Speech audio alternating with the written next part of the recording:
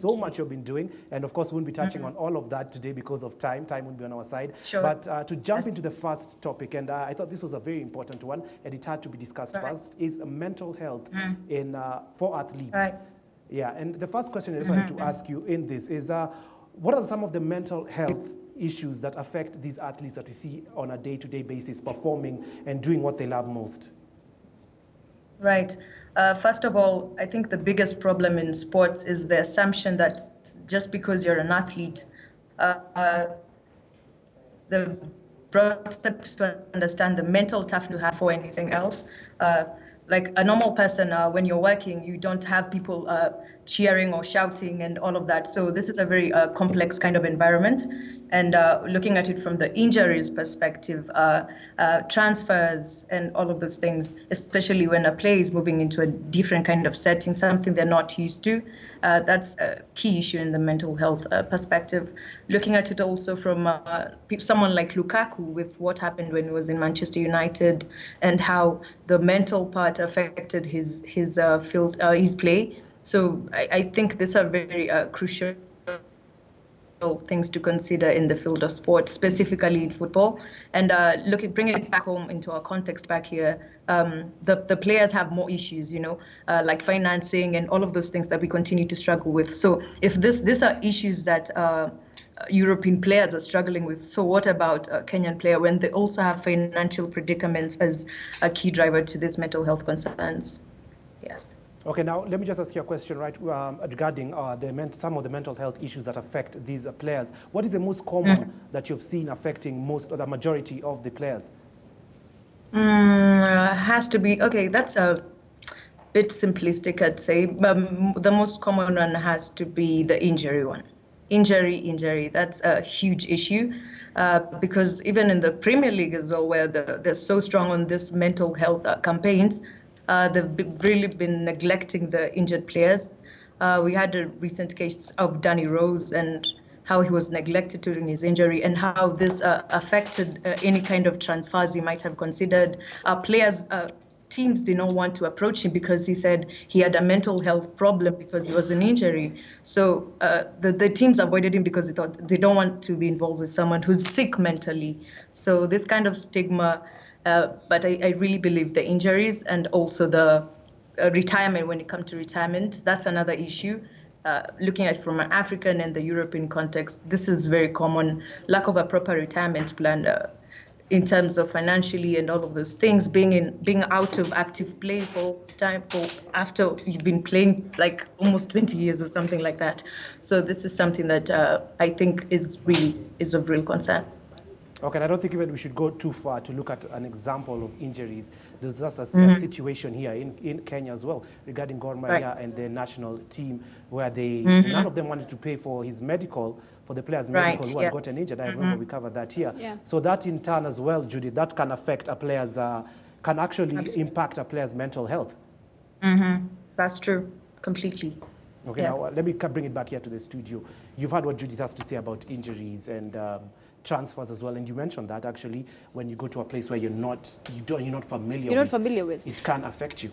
Because remember, if you look at COVID-19 when it started, let's say, by the time it started hitting Europe, it was after the January transfers. Absolutely. So some players have just started shifting in. You have maybe one or two teammates who are making you feel at home, and then bam, you're locked in your home. You have no one to talk to. You're worried about your family. Some people haven't even transferred their better halves to their new place because it takes a while for your family to move. Not every family moves immediately. So you're all in different places. You're not sure about how everyone's health security is at the moment. So you have too many things on your mind. At that time, you can't even think of the team. You get? Absolutely. And then of course, there's still the English league, the Bundesliga, they want to resume the league. So you're trying to think, okay, first of all, you don't know if you're healthy enough to league. You're thinking, okay, what if we start the league and then a player gets sick? In the English league, they've had players who are sick. You get it. I think it's giving players anxiety right now. I think anxiety is the number one thing if you think about it. Let me touch now on Salim. Of course, a footballer in his days, and of course, you went down because of an injury that made you retire from the game. How did it make you feel? For me, first and foremost, Delvin, there's just part of you that is killed. First and foremost, when you get into the game, you just don't feel right as a person because something has gone to sleep. But then again, we are talking about athletes that let's say what they do. Let's talk about football.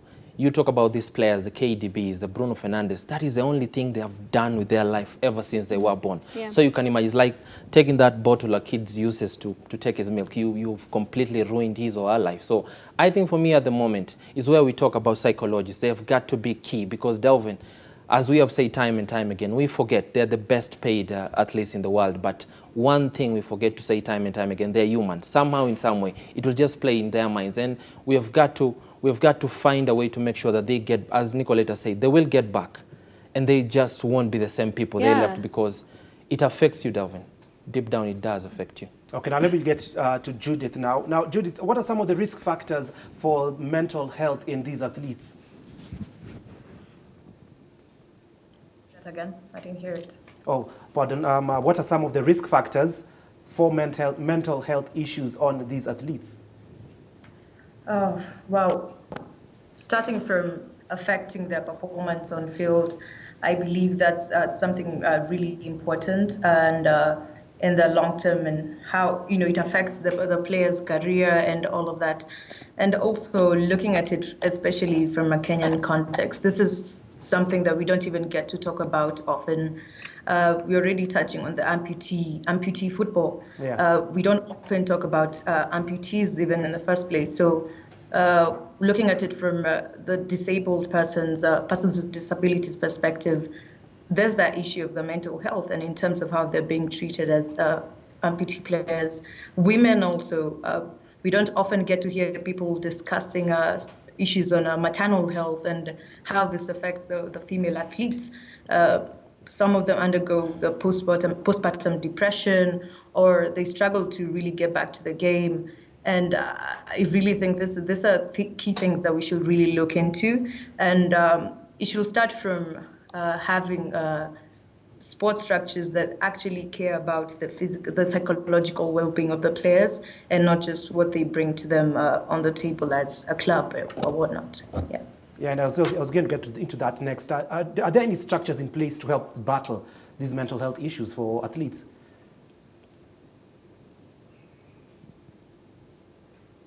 Oh yeah, in Kenya, I don't really think so. In Kenya, specifically, is what we want to discuss. Yes, we want to touch on. Yes, not really. It's very sad. Even looking at it from a club level, we rarely have psychologists or people looking to the well-being of the athletes. Also, the coaches are not trained to consider these things even when they're training a player. Some of these things you'd say on the pitch that really affect a player and how they perceive themselves and how they feel about themselves. And I think the only club that I think has made some legit steps are Kariobangi Sharks. They had a psychologist before, and then she left. But we are currently having a program with them at the moment through art therapy sessions, where a player just describes their life through art, and this is a way we think we can be able to solve these mental health issues and how it affects our play. Okay, now again. But currently, there's really none. Yeah, currently there's really none from every sport. And that is actually terrifying news to hear.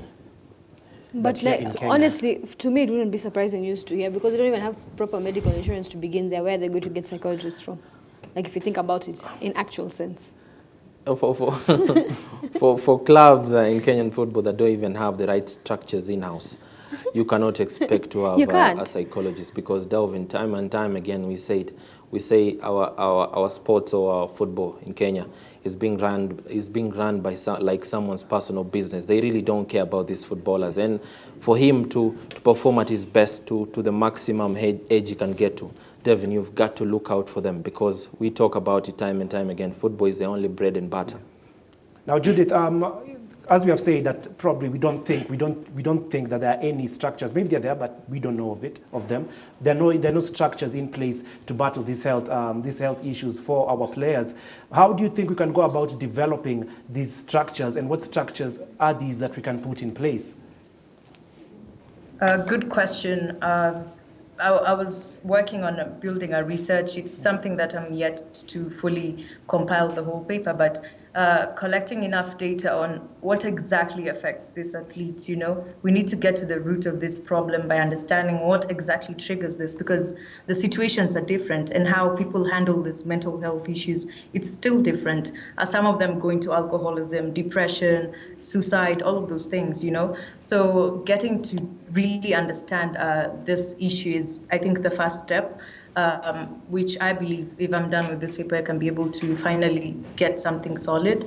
And also we can start, as much as getting a psychologist is something very difficult in football at the moment, something that can be done is training coaches on understanding the importance of this psychological part of a player. As much as they know it's important, it's not something they instill in the training sessions, in every session that they have with the players. So it's more about prioritizing the mental health of the players. Something as simple as like what the mental health campaigns with the PFA that I've been doing. So it could be something simple, like even an awareness campaign, because for as long as we have more players coming out to discuss the mental health issues, we are normalizing the situation. So we'll have more players coming out, and then this mental health issue will not be stigmatized as much as it is at the moment. So even looking at what the PFA did from 2016, I think there were 160 reported cases. And by 2018, there were 438 cases. So there's an increase in reporting, because it's good that they're reporting, actually. It's better than just having people who are suffering from mental health issues without even knowing it. So the more people are reporting, more people are coming out. So you get to see, okay, I'm not the only one who goes through these things. And I really think that's a good step. Some of the athletes in Kenya, I believe, just a few, have been able to talk on their mental health concerns. And I think that's a really good step. Yeah. First, a good point there from Judith. She mentions mental health awareness. And to me, I see this as being, it can build capacity, and not only to the players, but also to the coaching staff, the people around the board of the teams, even to their family members, and can build the capacity for these players or these people to understand the symptoms of mental health issues and can call for help before it gets too serious. Yeah. But the problem is, for me, I feel like once you start having extreme symptoms of mental health, it's already at a stage where it was neglected, you understand? And then you have to also remember, we live in a community where we don't also believe in mental health. Yeah. We don't believe that someone can have a mental health issue. You'll say it's someone's bad habits. This person is drinking because they have a lot of money. You don't look at the root of where that alcohol is. Because if a person can't go a day at 24 hours without a drink, like I have to drink a whole entire bottle, there's already a problem there. It should not be that at the point where he's falling on the road that you're thinking this is a problem. It should be when you're saying this person is over drinking, or I'm isolating too much. This person never talks when we're in a certain group. Those are already signs. It doesn't have to be an extreme point. They need to be able to learn these things early enough. And do you think, Nicolette has mentioned, we tend not to believe. We're already in a society that doesn't believe in. Do you think we don't believe, or it's just sometimes it's ignorance on our end? It's a little blend of both. But Delvin, as we say, you look at the legendary, the likes of George Best, because there was no that awareness. No one wanted to talk to him. The guy messed up his career with alcohol. Paul Gascoigne as well. Absolutely. So you look at all these issues, and we talk about, Miss Macharia said a very critical point. Once you create awareness, more people will come out. And if I'm talking about a problem that I'm undergoing, Nicolette is talking about the same. Naturally, you get comfortable. You don't look at yourself as a black sheep of the issue. So time and time again, once more people are coming out, once you create that awareness to the public, they know this thing is not a very bad thing to undergo, because time and time again, Devin, we have seen all these players, they sit out there. We think because they have all the money, they can do what they want, but deep down, they are going about issues that they have got to share with the world. They have got to make them feel comfortable. Okay, Judith, what's your take on that? Do you think it's ignorance? Do you think it's we live in a society that don't believe that there is actually mental health affecting people? Or do you think, as what Salima said, it's a blend of both? I think it's a blend of both, because even as much as we know that mental health is a real problem, you'd still find people bashing players on social media, saying all sorts of hurtful things to them, and they still know that mental health is something that we should really consider for athletes. So I think it's both ignorance and still the lack of knowledge, mental health is still something that we specifically, sorry to say, as Africans, are still afraid to dive into, because everyone is afraid of the word, you have a mental problem. That's the assumption. So I think it's a little bit of both. A little bit of both. Now, let me just jump into another question here. Now, of course, awareness being very important, as you've mentioned. Can individual-focused programs, for example, we see the young players nowadays, they pretend not to know because they're still young. They haven't jumped into that perspective of building a future for themselves beyond football. In short, to balance the life and sports situation of their lives. Do you think it's important that we also have these individual-focused programs? I absolutely believe so, because even as we mentioned, retirement is still one of the key factors of mental health issues. So by looking at it from that perspective, I think it's really, really important. And this is something that even in the Kenyan context, you need to try as much as possible to ensure players invest in their lives, like after the football. We need to let them know that this is not the end. You need to think about something else at the end. But I think as much as we like to say that the structures are against them, there's also that laxity when it comes to the athletes in terms of pursuing those things. There's so many things that come in between an athlete and their life, the fame, all of those things. So it's so easy for them to get sucked into it. So I believe mentorship and having these programs that let them know, this is really important. And as what you mentioned, from a really young age, I think it's really, really important that we start educating them on these things at this stage. Yeah. Okay, now back to you guys here in the studio. How do you think we can develop these structures and put them in place and make them stick? It's easier said than done. We can develop these structures, then over time they just die out and we're back to phase one. For me, I think it's just a matter of first, once we create the awareness and you have the right people for the job, and you make these footballers or these players understand that this mental health awareness is key to your career as a footballer or whatever sport you take part in. But then again, Delvin, we talk about if any sport is not run professionally, you can never have these structures in place. And we talk about it because it's what touches us more. It's the Kenyan football, because it's not being run professionally, Delvin. Even if we talk about having structures in place, it's just a shot in the dark, Delvin. And I think you've made a very good point there. Now, Judith, for you who is looking to create awareness of mental health issues, as Salim has mentioned there, the Kenyan football clubs are not run, the structure from top to bottom is just a mess. How difficult will it be for someone like you to implement these structures to clubs and sustain it for the longest period of time possible? Oh, that's very difficult, I have to say, very, very difficult. You literally need a leadership that understands this is something important for them to consider. They're going to, okay, what do you want? You Kenyans, oh my God, this mental health thing, what is this whole discussion about? So the leadership is something that we really need to focus on. And from what you said and how the club's management are, it's going to be really tough. I believe it's going to be really tough. But from what I said before, creating more awareness is going to make them realize, maybe this is something we need to consider. And I think, for example, like I mentioned, the project with Kariobangi Sharks, for them it wasn't so difficult because even when I met the chairman, he was so welcoming to the idea. I think because he understood the main problem, and he told me this is something that is really, really important. And I think that was a good step from that side. So it's not the case in every club, and especially with the ones that are more grassroots level. And I think it's going to be a really difficult task, but I think it was taking a shot anyway. Yeah. Now, another question for you, Judith, is it's very important that we detect mental health issues in an individual at an earlier stage. But do some of them tend to fall off, deteriorate? Yes, you've detected it. They've gone through certain structures to help them. But then again, it just deteriorates and becomes worse. Mm-hmm. I agree. I completely agree with you because as much as you want something to work, it still needs the commitment from the other persons. And sometimes the lack of commitment is not something that they do willingly.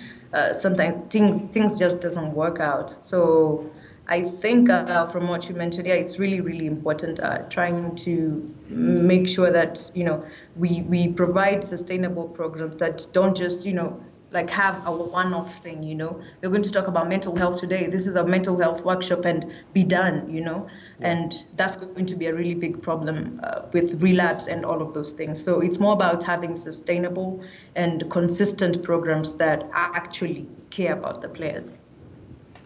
Now, Nicolette, sustainability, as Judith as well as mentioned there, how do you think we can just get a system, a structure in place that works and we can sustain it for the longest time possible? The problem when you look at Kenyan football today, we have so many underlying problems that even getting a therapist in to talk to a team is an impossible task, like if you think about it. And then I'm looking at certain teams. Let's use Western Steam as an example. As a club like that, where you guys are, because of what's going on right now, they've been told they're being given pay cuts. In a normal setting, in a normal situation, you would have counseled the players before you told them. Absolutely. Because that is going to lead to them getting mental stress. You understand? So already it's not being done properly.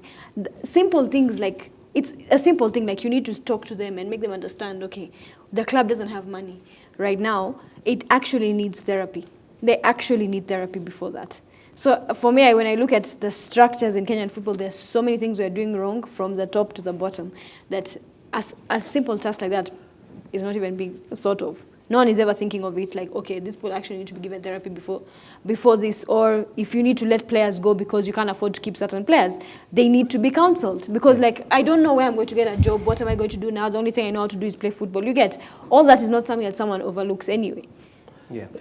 And I think, Delvin, one key part is for all these structures to be put in place and work to perfection. One, we've got to have people in the system who understand football, who love football, and who care about the footballers in general. Because, Delvin, if you don't have these key elements and you're running the game, trust you me, you'll never care about the same game, because most people are running the game, but they don't understand the game. Exactly. They don't understand the game. Now, Judith, back to you now.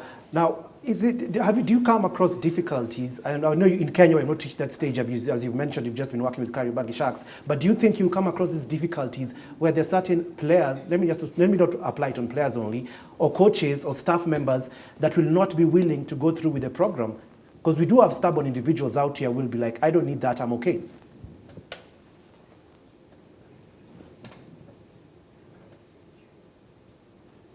Hi, Delvin. Please repeat the question again. My connectivity is just...